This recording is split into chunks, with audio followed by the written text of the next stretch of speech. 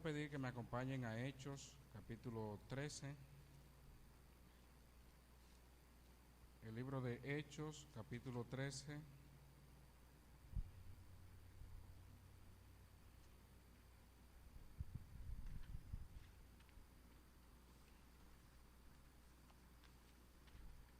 Lo voy a leer en la Nueva Traducción Viviente, así que me pueden seguir con la vista en la versión que tienen, que me imagino la Reina Valera del 60 que regularmente usamos.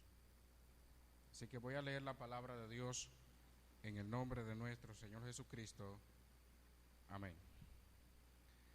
Entre los profetas y maestros de la iglesia de Antioquía de Siria se encontraban Bernabé, Simeón llamado el Negro, Lucio de Cirene, Manaén, compañero de infancia del rey Herodes Antipas, y Saulo.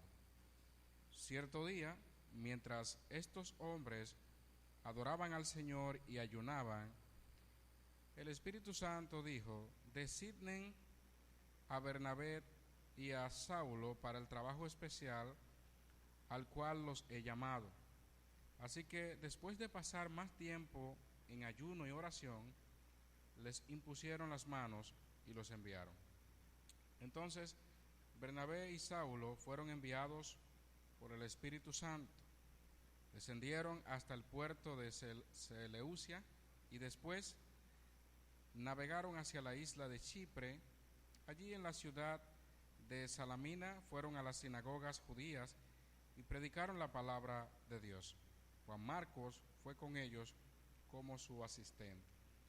Después viajaron de ciudad en ciudad por toda la isla hasta que finalmente llegaron a Pafos, donde conocieron a un hechicero judío, un falso profeta llamado Barjesús. El tal se había apegado al gobernador Sergio Paulo, quien era un hombre inteligente. El gobernador invitó a Bernabé y a Saulo para que fueran a verlo, porque quería oír la palabra de Dios. Pero Elimas, el hechicero, eso es lo que significa su nombre en griego, se entrometió y trataba de persuadir al gobernador para que no prestara atención a lo que Bernabé y Saulo decían. Trataba de impedir que el gobernador creyera. Saulo, también conocido como Pablo, fue lleno del Espíritu Santo y miró al hechicero a los ojos. Luego dijo: tú, hijo del diablo, lleno de toda clase de engaño y fraude, y enemigo de todo lo bueno, ¿nunca dejarás de distorsionar los caminos verdaderos del Señor? Ahora mira, el Señor ha puesto su mano de castigo sobre ti y quedarás ciego. No verás la luz del sol por un tiempo. Al instante, neblina y oscuridad cubrieron los ojos del hombre y comenzó a andar a tientas mientras suplicaba que alguien lo tomara de la mano y lo guiara. Cuando el gobernador vio lo que había sucedido, se convirtió, pues quedó asombrado de la enseñanza acerca del Señor. Padre amado, gracias te damos. Gracias, buen Dios, porque nos das el privilegio de poder hacer uso de tu palabra nueva vez en el día de hoy. Rogándote siempre que tú te glorifiques grandemente y nos permitas ver este pasaje y compararlo también quizás a nuestros tiempos, la manera en que el enemigo usa personas para trastornar, para distorsionar el mensaje del Evangelio. Pero gracias, Señor, porque le pudiste dar la autoridad a estos apóstoles de hacer grandes cosas y lo hicieron. Y nosotros hoy también podemos estar confiados y seguros de que no estamos solos. Gracias, Señor, te damos porque hasta aquí nos has ayudado, nos has fortalecido, y permite ahora que tu palabra siga hablando a nuestros corazones, a nuestra vida, a través de este capítulo 13 del libro de los Hechos. Gracias por todo, Señor. En el nombre de Jesús. Amén. Bien, hermanos, a partir de este capítulo 13 comienza lo que se ha llamado los Hechos de Pablo, porque Pablo pasa a ser básicamente el protagonista. Recuerden que cuando inició el libro de los Hechos, comenzó a destacarse el ministerio del apóstol Pedro. Inmediatamente Pedro predicó y una gran multitud de personas se convirtió en Pentecostés.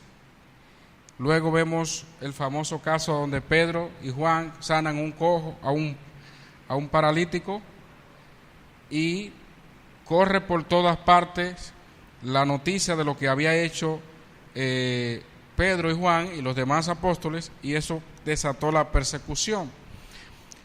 Pero, como bien dijimos al principio del estudio de este libro, el libro de los Hechos no encierra básicamente la historia o el ministerio de todos los apóstoles, sino que se va desarrollando uno más que otro. Por ejemplo, hay apóstoles que no sabemos más información de ellos. Hay muchas tradiciones, hay muchas teorías sobre lo que ellos pudieron haber hecho, pero en el libro de los Hechos solamente se destaca la primera parte, el ministerio de Pedro y Juan, acompañado de ellos, de muchos apóstoles, y ya a partir del 13, entonces, comienza a hacer énfasis en el ministerio del apóstol Pablo, que luego vamos a ver cómo se desarrollan esos famosos 3 viajes misioneros del apóstol Pablo. Pero en el capítulo 13, que es lo que estamos ahora introduciendo, presenta ya de forma oficial cómo el apóstol Pablo y en este caso también Bernabé son llamados, son apartados como apóstoles para la obra del ministerio que Dios le había puesto en sus manos. Recuerden que ya en el capítulo 9 el apóstol Pablo tiene ese encuentro maravilloso con el Señor Jesucristo, luego de perseguir a los cristianos, luego de inclusive consentir en la muerte de Esteban. Pero el apóstol Pablo pasó un tiempo con el Señor, como él lo menciona en el libro de Gálatas, y todo ese tiempo fue suficiente para que la vida de Pablo cambiara drásticamente, de ser perseguidor de la iglesia, del pueblo de Dios, ahora perseguir, en el buen sentido, personas para Cristo.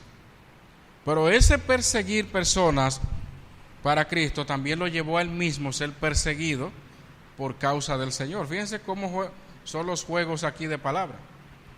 Entonces, este capítulo 13 es clave para nosotros entender el ministerio del apóstol Pablo de aquí en adelante. Como dije la vez pasada también, estábamos frente a los últimos episodios o el ministerio posterior del apóstol Pedro basado en el libro de los Hechos, porque ahí no quiere decir que terminó la carrera, que terminó el ministerio de Pedro y de Juan. Ellos siguieron trabajando. De hecho, ese Juan, que no se menciona mucho, fue el que escribió Apocalipsis. Ese Juan fue el que escribió las cartas.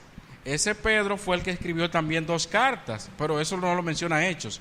Entonces, ahí cierra Hechos con la historia o el ministerio de ellos, para dar mayor énfasis en aquel hombre que Dios usó grandemente para expandir el evangelio por todo el imperio romano y más allá de donde hasta ese momento se conocía. De manera que a partir del capítulo 13 el centro geográfico se traslada de Jerusalén a Antioquía. Recuerden que ¿dónde fue que se llamaron a los discípulos por primera vez cristianos? En Antioquía, también dice la Biblia. Eso lo vimos, creo que el hermano Ramón Pérez también estuvo hablando del capítulo 11, versículo 19 al 30, donde se habló parte del ministerio y como que ese paréntesis se cerró y ahora entonces se continúa a través de esto. Entonces fue desde Antioquía que Pablo, como apóstol a los gentiles, emprendió esos 3 viajes misioneros. Este es el punto de partida. para esto. ¿Qué estaban haciendo ellos?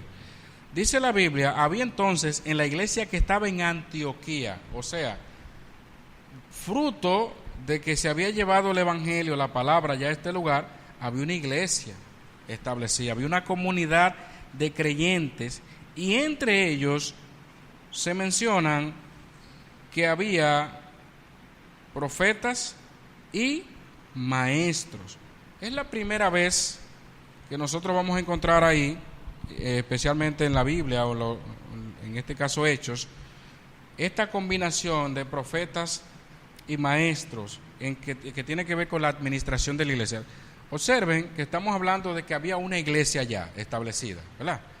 Pero en esa iglesia dice que había profetas y maestros como parte de la administración de esa iglesia. No se da ahora, en esto que acabamos de leer, una organización formal de la iglesia como tal, pero sí ya por lo menos se va destacando aquí de que habían personas dotadas de ciertas capacidades dadas por el Señor y que trabajaban o servían, ministraban dentro de esa iglesia. Entonces, cuando nosotros vemos más adelante en lo que escribe el apóstol Pablo, lo que se conoce como cartas pastorales, que se escribe a líderes de iglesia para enseñarle a la iglesia cómo debe organizarse, vemos que él habla de diáconos, vemos que él habla de ancianos, vemos que habla de otro tipo de administración que hasta ese momento no existía. ¿Por qué? Porque recuerden que una de las cosas que establecimos claro desde el principio es que el libro de los Hechos es un libro en transición y había muchas cosas que todavía necesitaban ponerse en orden, y ese era uno de los propósitos de las cartas precisamente. Yo me pongo a pensar, imagínense que no existieran las cartas, que solamente nos hubiésemos quedado con hechos solamente, y que no hubiesen existido las cartas para ya uno delimitar y saber cuál es la administración de la iglesia, cómo debe de funcionar la iglesia. Estuviéramos metidos, como dicen por ahí, en un tremendo chasco. ¿Por qué? Porque en Hechos vemos que para escoger al sucesor de Judas, ¿qué hicieron? Echaron sueldo. Entonces estuviéramos nosotros aquí también haciendo lo mismo, pero ya luego vemos cómo ellos van cambiando. De hecho, aquí mismo en el capítulo 13, mientras estos estaban ministrando, enseñando la palabra, y todavía el ministerio profético estaba haciendo su trabajo, como lo vemos allí, aunque lástima que en lo adelante vemos cómo ese ministerio fue empañado por muchos falsos que surgieron, que querían hacer lo mismo que ellos. Siempre habían gente con diferentes actitudes frente al evangelio, la palabra. Había muchos que le llamaban la atención los milagros, había muchos que le llamaban la atención que reprendían demonios. Recuerden que hubo uno ahí que, ¿se recuerdan? Que quería reprender el demonio en nombre de lo que predicaba Pablo, y al final no le funcionó. Había muchos magos, había muchos hechiceros y muchas cosas también que se había dado, engañadores, claro está. Entonces, qué bueno que esta iglesia por lo menos se va vislumbrando, se va abriendo, porque en el momento tenemos una iglesia cruda en Hechos, ¿verdad? Que nace en Hechos, se va desarrollando, tiene las cosas en común, empieza la persecución, y en el capítulo 6, que fue uno de los que vimos, ustedes observan que en ese capítulo 6 ya se comienzan a dar pinceladas de cómo debe de ir organizándose la iglesia. Eso es lo que vemos en Hechos. Ahí surgen los diáconos. ¿Por qué? Por la necesidad que había de que ellos no podían ocuparse de la palabra por un lado y de las cosas materiales, ayudando a las viudas. Ahí surgen estos diáconos. Entonces vemos que Hechos es un libro en transición, ¿verdad? Se va preparando. Aquí vemos que están ministrando, están ayunando, y en medio de la asamblea dijo el Espíritu Santo: apartadme a Bernabé y a Saulo. Imagínense que nosotros aquí haciendo algo parecido, estemos orando, necesitamos a alguien que sirva como diácono, que sirva en un oficio en la iglesia, y que estemos orando y que alguien diga, óyelo ahí, el Espíritu Santo dijo que fulano que... Nosotros no obramos ya de esa manera, pero se da cuenta que eso sucedió en Hechos, y la Biblia nunca, los apóstoles y más Pablo, que fue quien más escribió, cuestionó la manera en que fue llamado al ministerio. Cuestionó eso. Entonces miren lo que dice allí: habían profetas y maestros, entre esos estaba ¿quién? Bernabé, Simón, el que se llamaba Niger, que vimos en la traducción que leí que le da el significado de negro, quizás por su tez oscura a los que vivían en esa zona, en Niger. Lucio de Cirene. Esto es algunos, en cuanto a este nombre, han querido sugerir que posiblemente, obviamente esto no está confirmado, algunos han querido sugerir que puede hacer una referencia al mismo Lucas, porque se cree que había una famosa escuela de medicina en esa localidad, y eso lo evidencian algunas inscripciones que indican que el nombre de Lucio se usaba como un sinónimo de Lucas, y que por eso algunos pretenden identificar a Lucio de Cirene con Lucas, porque Lucas de profesión era médico, y como en Cirene había una escuela de medicina, pues han querido identificarlo. Pero debemos de saber también que ese tipo de identificaciones o comparaciones siempre hay que ser cauteloso, porque había muchos nombres que eran comunes en la época. Había muchos Simón, había muchos Judas. El nombre Lucio, según la tradición, era muy común entre los romanos. Entonces, bien pudiera ser él mismo o bien pudiera ser otro de esa localidad. Lo que sí está claro es que en Cirene había una escuela de medicina famosa y Lucas era médico. Entre ellos estaba también, aparte de ellos, Manaén, el que se había criado junto con Herodes. Ahí dice que se había criado. Algunos dicen que era hermano adoptivo de Herodes, quizás para significar que la madre de él quizás amamantó a Herodes, que fue criado con él, o que sencillamente de alguna manera u otra él se había relacionado con la corte de Herodes en ese sentido. Entonces, esas son las referencias que se hacen de algunos de estos personajes. También dice, Herodes el tetrarca y Saulo. ¿Quién era Saulo? Ese es su nombre original. Su nombre como judío, que era Saulo de Tarso, pero el nombre luego se le fue cambiado por el latín, el romano, de Pablo, que ese fue el que más, con el nombre que él más llegó a conocerse. Entonces Pablo, podemos llamarle con toda tranquilidad Pablo, es el último de la lista. ¿Qué sugiere entonces esto? Porque aquí se dice que habían entre ellos profetas y maestros. Entonces, la Biblia no le da el título a Pablo de profeta, claro está, sino de apóstol, ¿verdad? Y como apóstol era maestro. Él mismo se destaca como maestro de los gentiles. Lo que pudiera entonces sugerir que los tres primeros que se mencionan eran profetas, de lo que se dice en la lista, y los dos últimos maestros. Entonces aquí vemos entonces a Pablo ministrando. Tampoco podemos dudar, porque recuerden que los apóstoles, una de las características que tenían y que de la gracia que Dios le había dado, es que Dios lo usaba en diferentes aspectos, tanto para hacer sanidad, tanto para, si había que decir, profetizar, lo podía hacer, porque los apóstoles tenían un conjunto de dones, de gracia que Dios le había dado, porque ellos eran los que de alguna manera u otra iban delante. Como auténticos seguidores de Jesucristo debían de tener las credenciales. Y hoy vamos a ver algo contrario a lo que regularmente hemos hablado, de que ellos hacían milagros para sanar personas, pero también ellos hacían lo contrario. O sea, lo que vemos ahora en Pablo es que Pablo va a enfermar a una persona. ¿Me entendieron? Regularmente vemos que sanaron a un paralítico, que sanaron a Pablo en una ocasión resucitó a Eutico, y así sucesivamente. Pedro resucitó a Tabita, Dorcas. Pero también los apóstoles tenían la capacidad dada por el Señor de poder castigar, o sea, aplicar el castigo de Dios en una persona. Regularmente ustedes ven personas hoy día que van a un estadio, que van a sanar personas.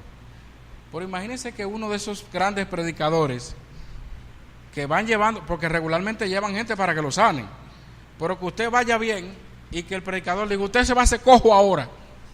Yo creo que hasta ese día lo invitan. Pero hoy vamos a ver algo diferente. Entonces, ministrando estos al Señor y ayunando, o sea, en pleno oficio, porque esto es un principio muy importante a la hora del llamado de Dios. Siempre que usted ve que Dios llama personas en la Biblia, están ocupadas en la obra, están ocupadas en las cosas del Señor. Como dicen muchos predicadores por ahí, Dios no llama a ociosos, Dios llama a gente que están trabajando, que están sirviendo. Una manera que siempre hemos dicho de usted descubrir el don que Dios le ha dado, ¿sabe cuál es? Sirviendo.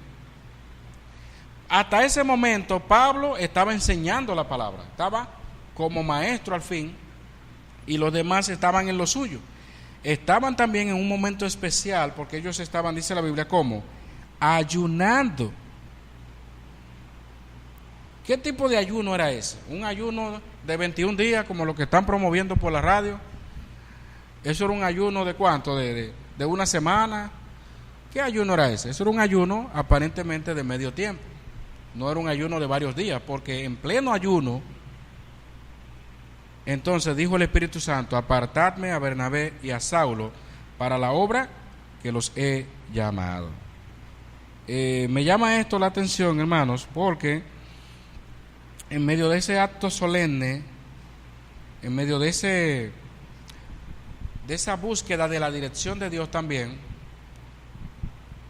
el Espíritu Santo habla.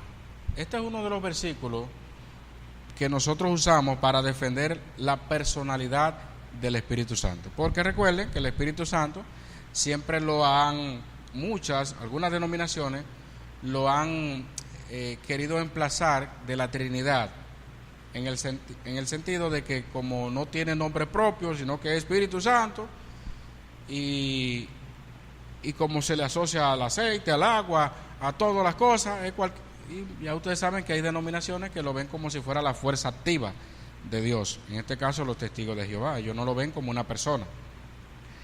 Pero aquí se usa el pronombre personal, apartadme, está hablando. Entonces imagínense que una fuerza hable por sí sola, no tiene lógica, no tiene sentido. En Hechos capítulo 5, cuando se estaba hablando, cuando Pedro hace el que ellos le habían mentido a Dios, Ananías y Zafira, luego cuando vuelve y le dice a ellos, sustituye a Dios y dice, has mentido, no has mentido a los hombres, sino que has mentido al Espíritu Santo. El Espíritu Santo es Dios entonces. Pero aquí ahora se añade un elemento más dentro del estudio del Espíritu Santo, que tiene que ver con la personalidad. El Espíritu Santo es una persona que habla, que siente. Por eso dice la Biblia, no contristéis al Espíritu Santo. Tiene emociones. O sea que todas esas características que ya usted y yo conocemos denotan de que el Espíritu Santo es una persona, pero también es Dios. Porque una fuerza no habla. Si fuera una fuerza, entonces habría que cuestionar las veces que el Espíritu Santo habla e interviene. Pero en este caso, el Espíritu Santo, dentro de ese grupo de profetas y maestros que habían, entre ellos Bernabé, Simón el que se llamaba Niger, Lucio de Cirene, Manaén, el que se había criado con Herodes el tetrarca, y Saulo, todos estos, dijo el Espíritu Santo, apartadme. ¿Qué es apartadme? Es una orden, obviamente, precisa que debe de cumplirse inmediatamente. No es, miren a ver si les parece, o echen suerte, como hicieron para buscar el sustituto de Judas. No. Aquí directamente dice, y menciona su nombre, a Bernabé y a Saulo. Siempre ha habido cuestionamiento de cómo fue la manera de que el Espíritu Santo pudo haber hablado allí.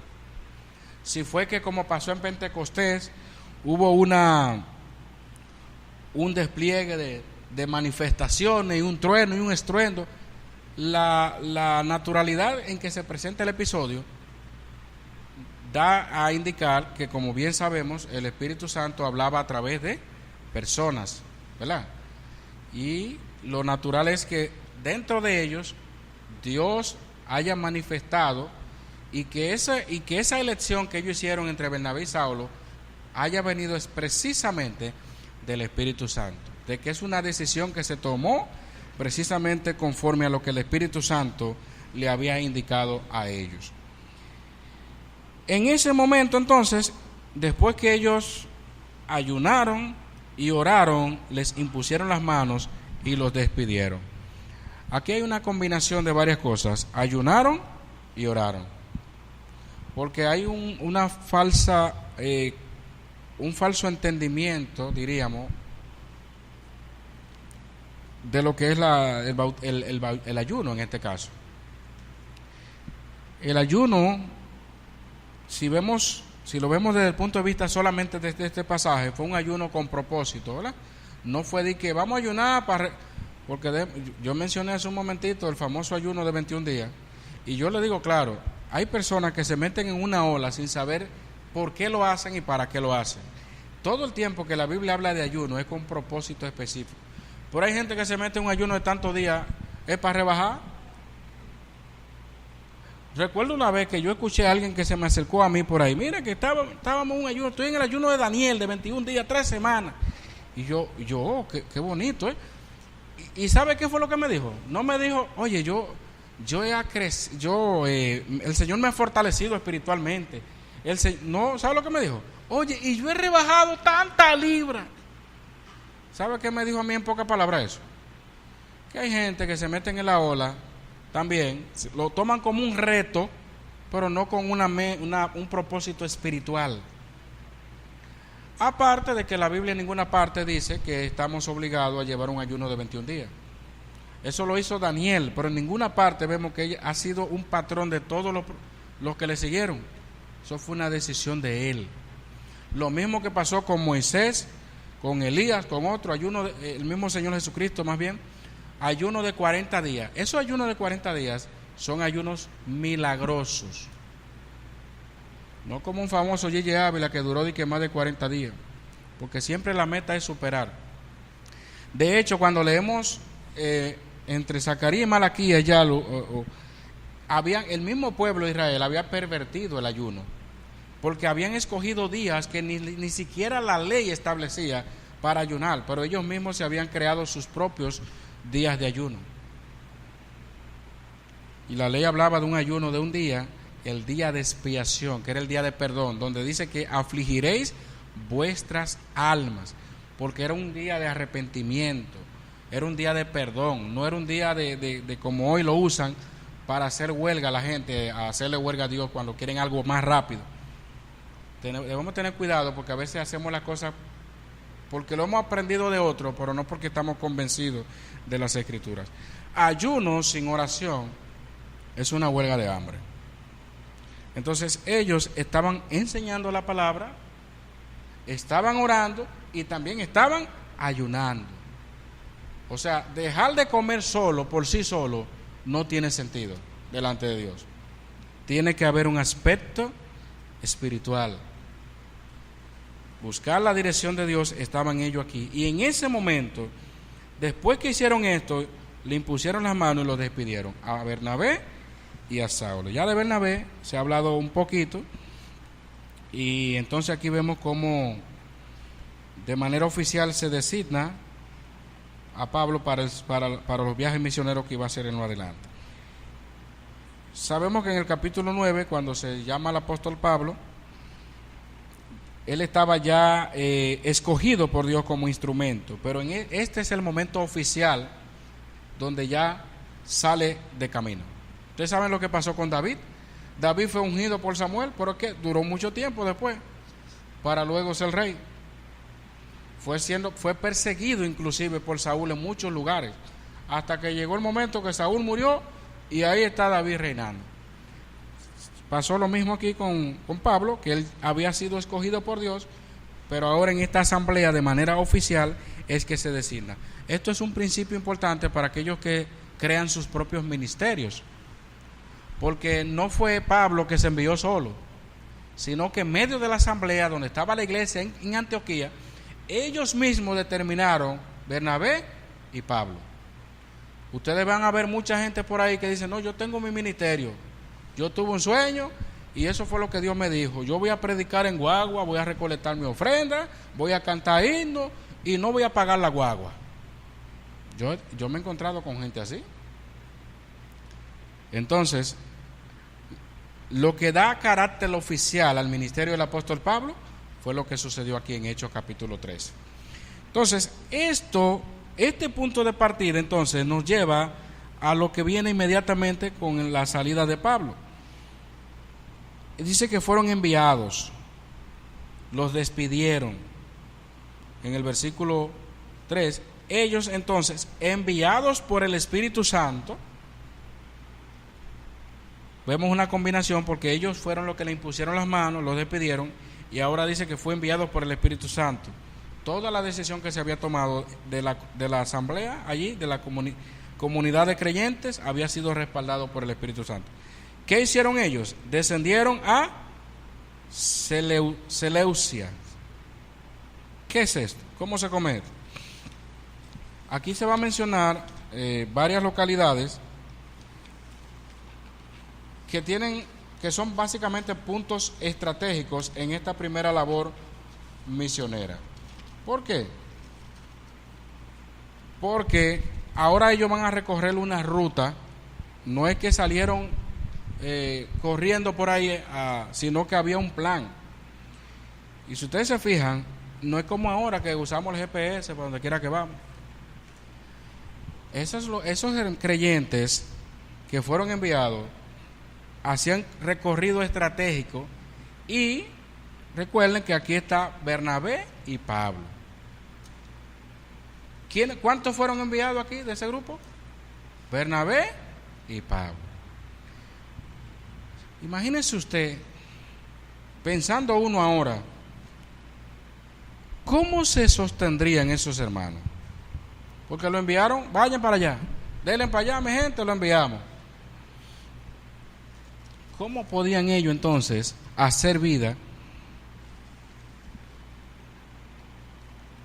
La Biblia no da detalles aquí si a Pablo y a Bernabé se les suministró en ese momento alimentos, se les dio una bolsa de dinero, de muchas cosas, pertenencias.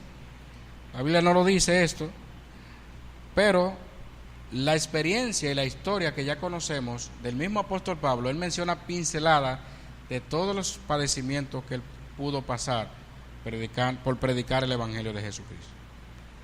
¿Por qué me llama esto la atención, hermano? Porque no vamos a decir exactamente que lo enviaron totalmente con la mano vacía, pero hay gente que para hacer la obra, lo primero que calculan, ¿sabe qué? ¿Cuánto yo me voy a ganar y cuánto me van a dar? Estos hombres, Bernabé y Saulo, tenían un solo propósito en su vida: predicar a Cristo. Y el Señor, en la medida que fueron avanzando, abrió puertas. Tanto así que el mismo Pablo dice que él llegó a ser fabricante ¿de qué? ¿Cuál era el oficio de Pablo?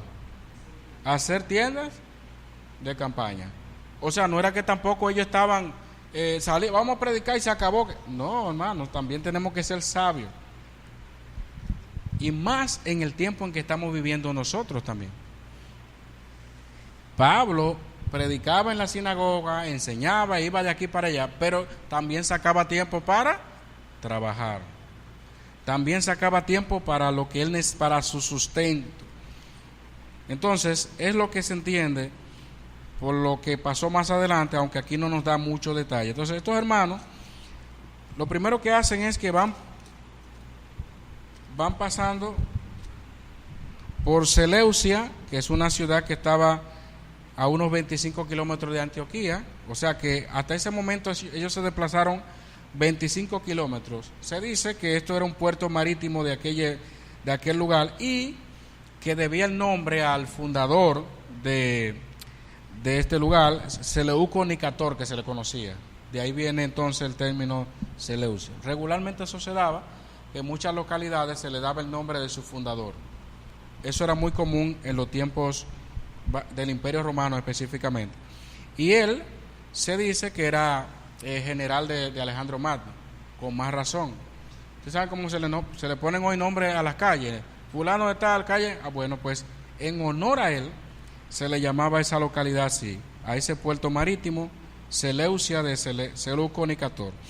Ellos dicen en la Biblia que navegaron después de ahí hasta Chipre. Todo eso es bajo la dirección del Espíritu Santo, porque la Biblia no nos va diciendo cómo fue que ellos fueron ideando o marcando los puntos donde iban a ir, pero sí fueron dirigidos por el Espíritu Santo. Entonces, ellos llegaron allí, Chipre. ¿Qué le llama la atención aquí? Porque Bernabé era nativo de Chipre, y quienes salieron fueron Bernabé y Saulo. Entonces, ¿por qué pudieron pararse allí? Bueno, también era un punto estratégico. Quizás Bernabé también quería llevar la palabra de Dios a su comunidad, pero también eso era una isla griega, había una famosa diosa Afrodita o Venus. Era una ciudad también muy concurrida, y lo que ellos querían era, como misioneros al fin, expandir el evangelio. Entonces, ahí más adelante dice también que llegados a Salamina anunciaban la palabra de Dios en la sinagoga de los judíos. Y vamos a darle esa nota después de Juan Marcos, ahora en un momentito. Salamina estaba en el puerto más cercano a Seleucia, o sea que no estaban tan distantes del lugar. Ellos estaban en el extremo oriental de la isla y estaban prácticamente en un punto más cercano del puerto marítimo de Antioquía. ¿Qué hacían ellos? Anunciaban. ¿Qué era lo que predicaban ellos hasta ese momento? Ellos no tenían el Nuevo Testamento. Ellos hablaban de las escrituras del Antiguo Testamento primero, pero ya para ellos su Nuevo Testamento, ¿sabe cuál era? Lo que se sabía hasta ese momento del ministerio de nuestro Señor Jesucristo. Ellos tomaban las escrituras, pero para presentarlo como el cumplimiento de lo que había pasado en Cristo Jesús. Y eso era lo que hacía Pablo. Hablaba, predicaba de todo, pero como enfoque predicando a Jesucristo y a este crucificado. Aquí hay algo interesante, porque dice que ellos predicaban, anunciaban las palabras de Dios en las sinagogas. No dice en la sinagoga, sino que está en plural, porque entonces da lugar a que había una numerosa población judía en esa localidad. Entonces, ¿qué te está diciendo? Que ellos se fueron a los lugares estratégicos donde estaban la mayor comunidad de judíos. Porque no era como ahora, que usted se va a un centro comercial, se va a los parques, esa es la estrategia de hoy. Pero ¿cuál era la estrategia de allá? La sinagoga. No había televisión, no había radio, no había nada. Entonces la gente concurría a esos lugares a escuchar, a aprender. Ese era un punto de encuentro. Y por eso es que ustedes van a ver en el libro de los Hechos esa parte de que iban a la sinagoga, que iban ahí, porque ahí se congregaba una numerosa población de creyentes y también personas que querían escuchar sobre lo que se estaba enseñando. Entonces, eso era una oportunidad para que predicaran visitantes como lo eran Saulo y Bernabé. Y como Bernabé era de esa zona y conocía, él era de Chipre y conocía esa zona, pues comenzaron por ahí y de ahí en adelante se fueron expandiendo. Con ellos estaba como ayudante, dice allí, tenían también a Juan de ayudante. Ese Juan es el que conocemos como Juan Marcos, sobrino de Bernabé, que nuestro hermano Ramón Pérez estuvo mencionando hace unos días, y dice allí que era ayudante, les servía a ellos. No dice la Biblia exactamente en qué cosa o cuáles eran los deberes específicos que él tenía, pero evidentemente era un ayudante en sentido general en el ministerio de los dos apóstoles. o los apóstoles. Dice más el texto, y habiendo atravesado toda la isla, fíjense que ahora dice que habían atravesado toda la isla, lo que da a indicar entonces que ellos no solamente enseñaron esos puntos donde mencionamos, sino que hubieron otros muchos lugares en toda la isla donde también se enseñó la palabra de Dios. Y dice allí, llegaron hasta Pafos, hallaron a cierto mago, falso profeta, judío, llamado Bar Jesús. Oigan todas las características que se da de este personaje. Primero, mencionar, según lo que tenemos acá, de que esta localidad de Pafos era famosa por su santuario dedicado a Afrodita, pero que en los días de Pablo se había construido una nueva a unos 11 kilómetros al noroeste. Estaba la sede del gobernador romano de Chipre, y Pablo y Bernabé fueron a esa ciudad. Eran personas, o sea, que no solamente decían vamos a predicar en los lugares más tranquilos, sino que también era una situación el ellos ir a un lugar donde había ya un templo construido, una diosa que se adoraba, y ellos comenzar a decir otra cosa. O sea, era un desafío grandemente para su ministerio. Y dice allí que había un mago, un falso profeta. Son de los pocos títulos que se mencionan como falso profeta, por ejemplo. No era tan común usar ese término ya tan temprano en el libro de los Hechos.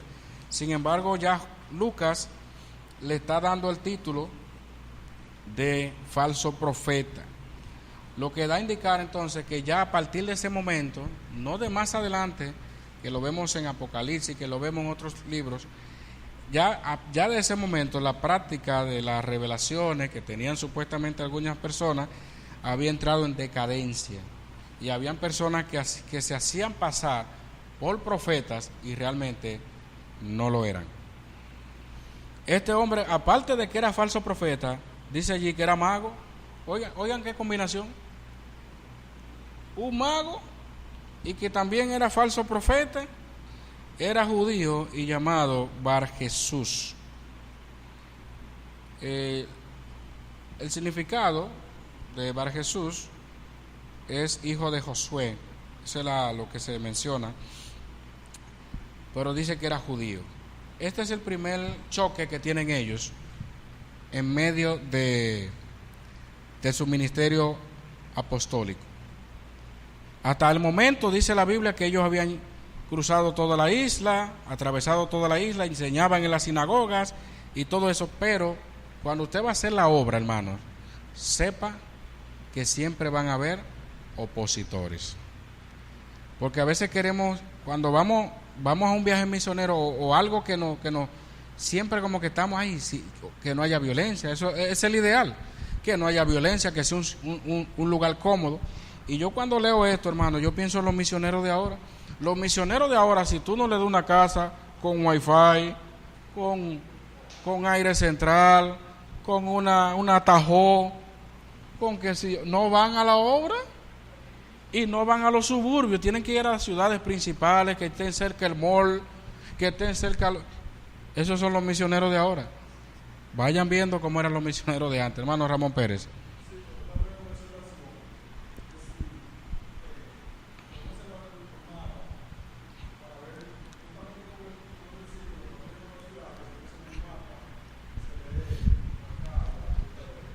Sí, tenemos ya en la continuación del estudio, sí, la mayoría de la Biblia tiene mapas detrás. Cuando estemos en lleno en los viajes misioneros del apóstol Pablo, vamos a estar repasando cada una de esas localidades para que lo entendamos mejor. Así es, gracias Ramón Pérez. Entonces, esta es la primera oposición que ellos tienen. Se encuentran con un falso profeta, un mago. Ellos podían echarse para atrás y decir, bueno, ¿y qué hacemos ahora? Pero esas eran las credenciales de los apóstoles, porque entonces ellos tenían que enfrentarse con eso y más. Y ahí está, este hombre estaba allí entre los judíos. Si ustedes se fijan, no era tan raro encontrar gente ya para ese entonces que practicaban la magia o la hechicería.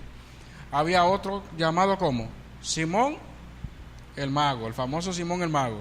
¿Qué es lo que quería Simón el mago? Hacer un negocio con la gracia que tenían los apóstoles. Quería comprarle el don de Dios con dinero, como dicen. Pero habían varios magos y gente que se dedicaba a esto. Entonces, este era uno de esos tantos. Llamado Bar Jesús dice que estaba con el procónsul Sergio Paulo. ¿Qué hacía este hombre con el procónsul?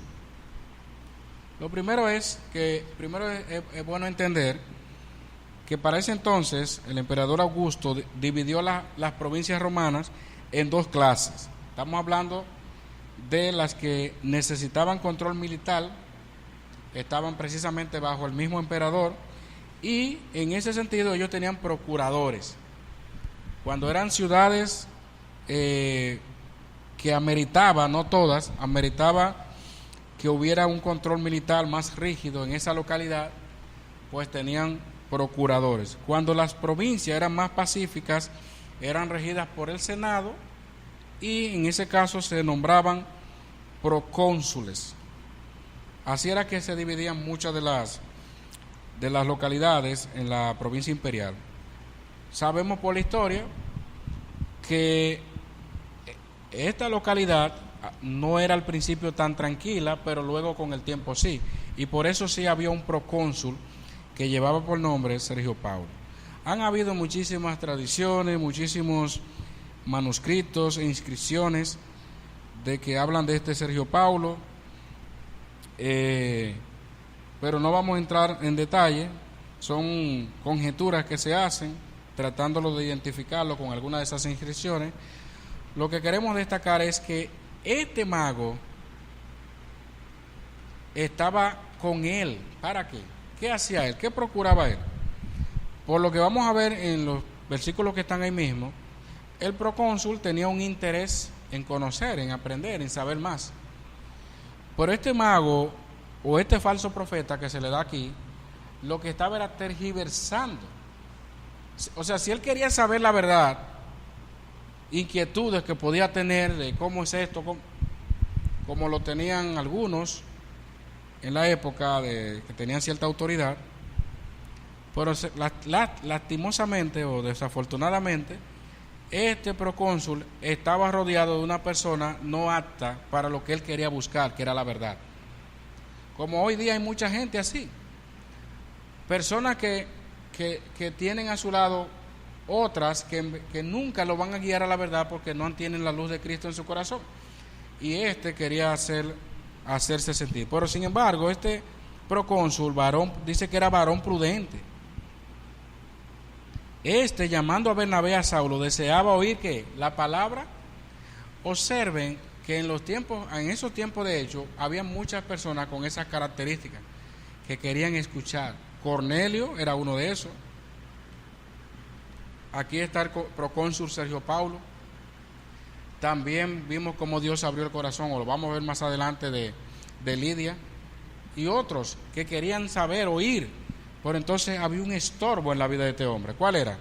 Ese mago, ese falso profeta, que lo que estaba era diciendo otra cosa que no era lo que él realmente debía de escuchar. Entonces, siendo prudente, no cristiano, porque hay personas que pueden ser prudentes pero no cristianas, que pueden tener buenos modales, que pueden tener buenas cosas. Él era varón prudente, siempre se le da un elogio. A Cornelio se le dieron muchos elogios, ¿se recuerdan? Era un hombre piadoso, daba limosna, pero le faltaba tener a Cristo en su corazón.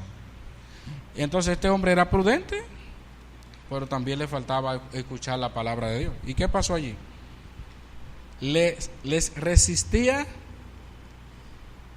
Elimas el mago, pues así se traduce su nombre. ¿Qué dice ahí el texto, el versículo 8? Procurando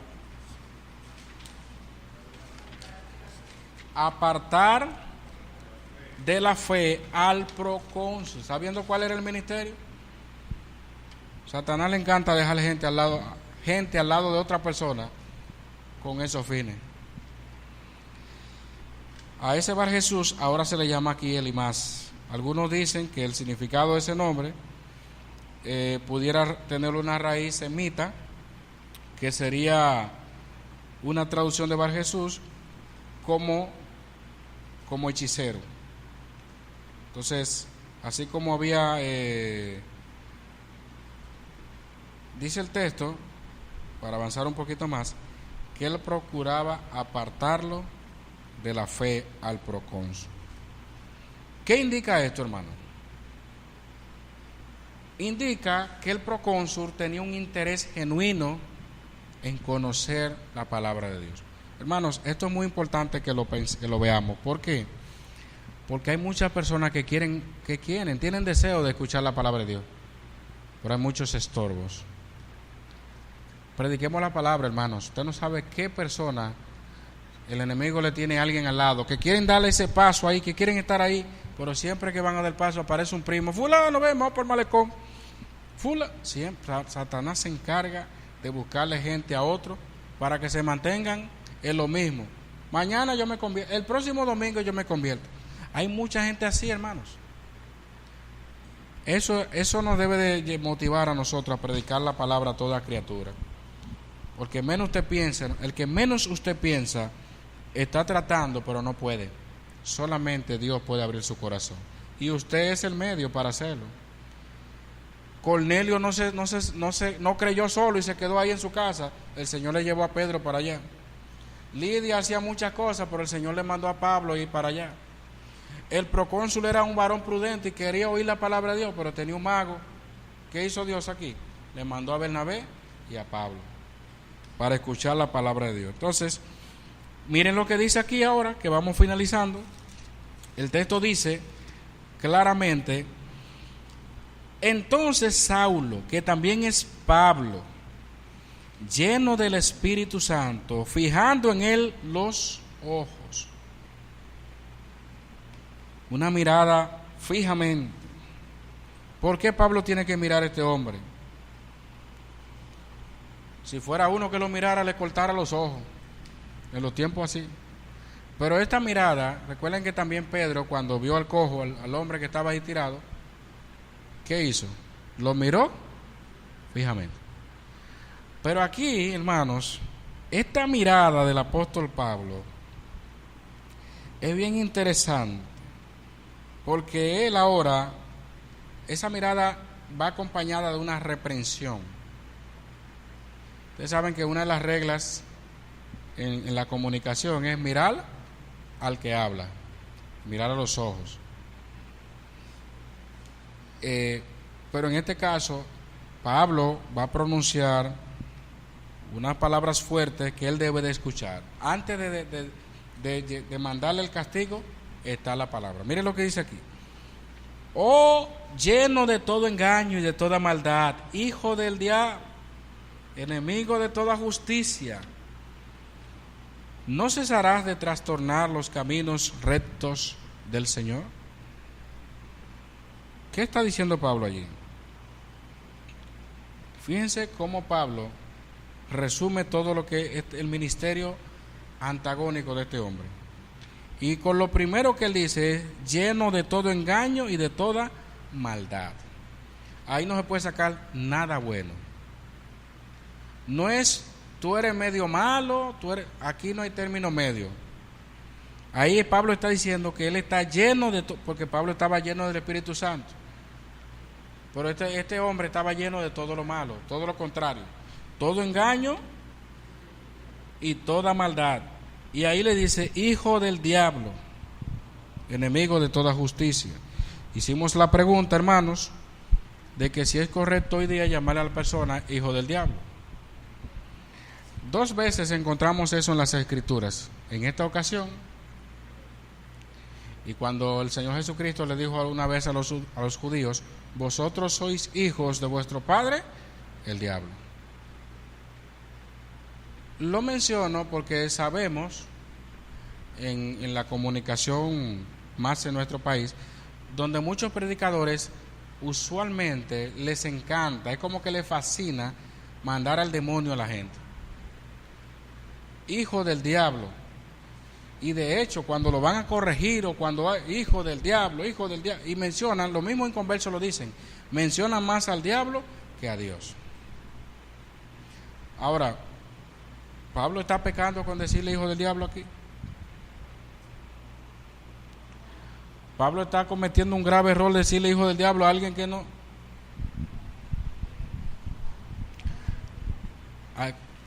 Solamente en la Biblia vemos a Jesús y al apóstol Pablo diciendo estas palabras.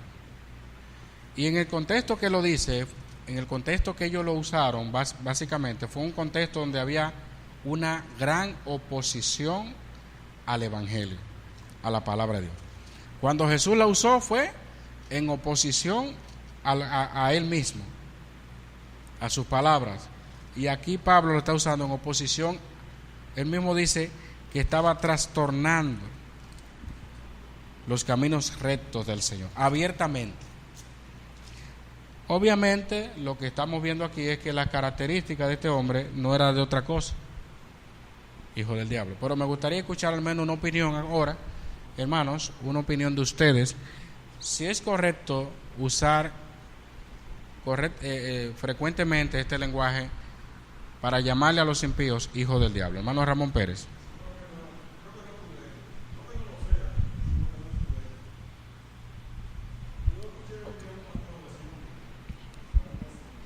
Ajá.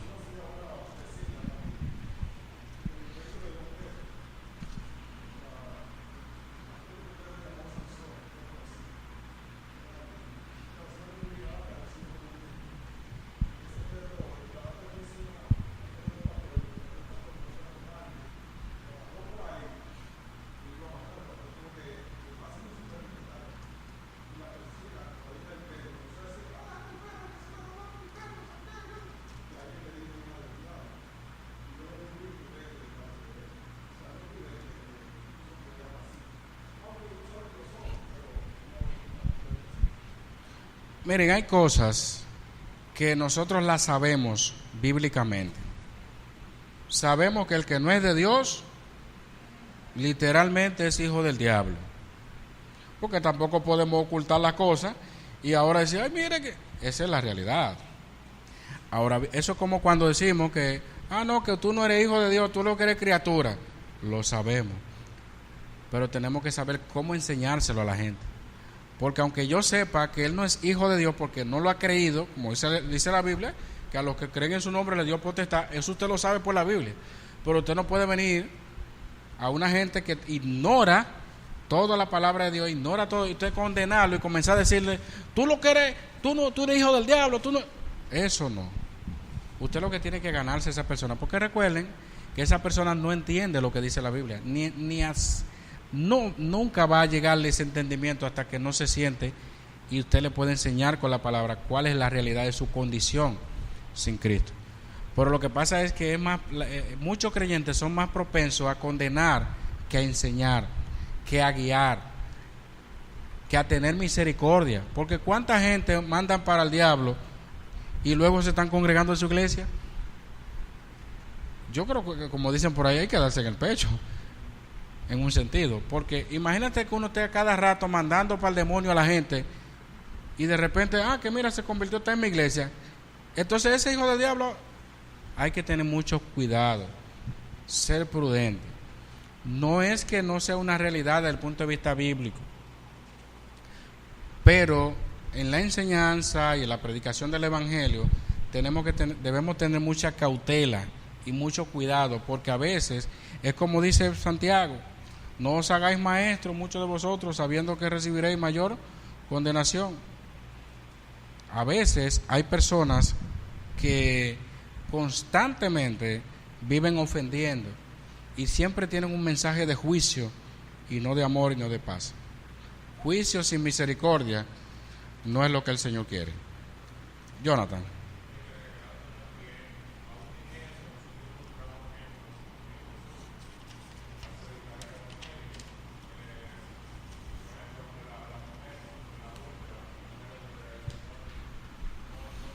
La mujer adúltera.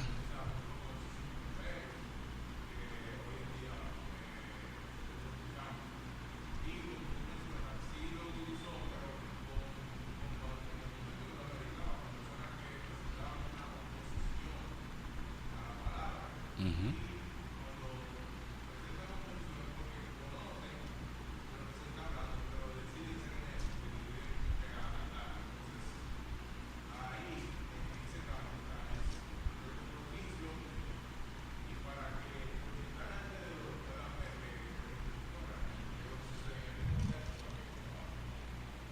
Sí, y en el contexto que Pablo pronuncia estas palabras, es en el contexto donde Dios está enviando a juicio a este hombre por lo que estaba haciendo. Entonces miren lo que dice ya la parte final del texto. ¿No cesarás de trastornar los caminos rectos del Señor? Eso me deja mucho que pensar, porque Pablo, eso él hacía. ¿No es así? ¿Qué hacía Pablo con los cristianos? Lo perseguía. Y Pablo está diciendo algo que él hacía, pero que ya Dios lo había rescatado. Pero no solamente eso, sino que esto que va a pasar aquí guarda un contraste con lo que pasó en el mismo apóstol Pablo. Miren lo que dice aquí. Ahora pues, he aquí, la mano del Señor está contra ti, y serás ciego, y no verás el sol por algún tiempo. E inmediatamente cayeron sobre él oscuridad y tinieblas, y andando alrededor buscaba a quien le condujese de la mano. Versículo 11. Exactamente lo que le pasó a Pablo cuando fue camino a Damasco. ¿Se dan cuenta? Pablo entonces está haciendo lo mismo que hizo Cristo por él, con él, cuando se oponía a los cristianos, cuando trastornaba los caminos rectos del Señor, así como este mago.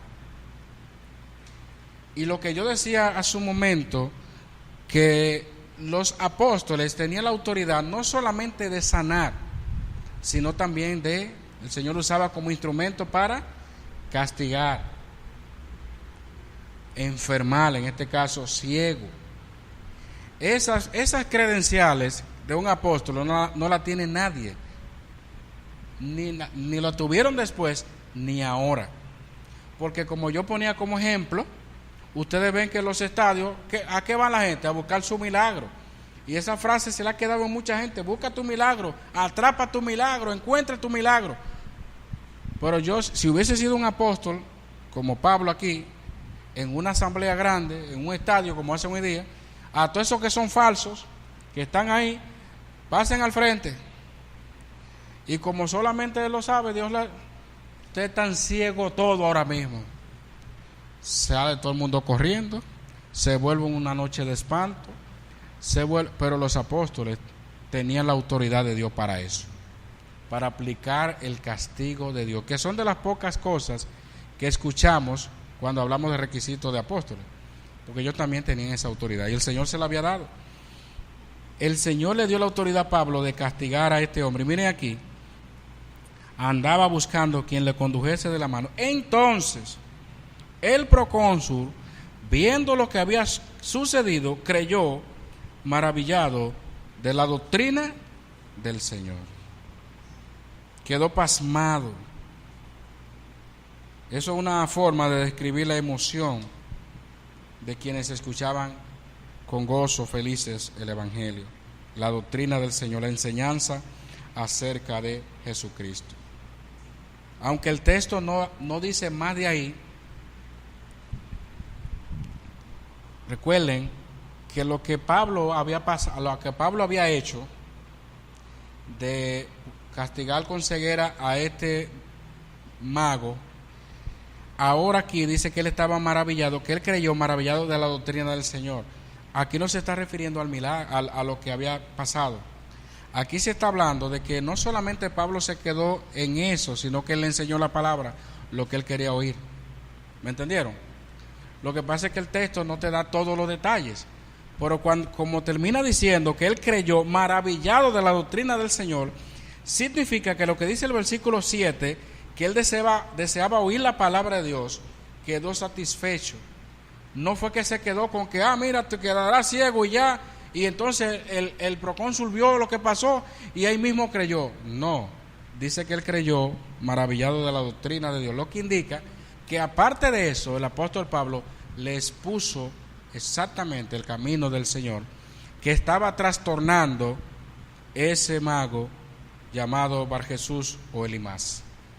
Entonces, hermanos, hasta aquí vamos a dejarlo en el día de hoy con respecto a este inicio de la vida ministerial del apóstol Pablo, y que Dios entonces nos permita a nosotros tener esa misma actitud, esa misma disposición de predicar, y que no importa los obstáculos que tengamos que afrontar, al final el Señor está con nosotros. Como estuvo con ellos, está con nosotros. Y si Dios es con nosotros, ¿quién contra nosotros? Si la obra es de Dios, no hay quien la detenga. De manera que no se detenga en su labor de predicar, no se avergüence donde quiera que se encuentre. Siempre van a haber opositores, pero predique, porque si hay alguien a quien Dios llama, o como usted, aún con lo que usted le diga, Dios lo va a usar para traerlo a él. Amén.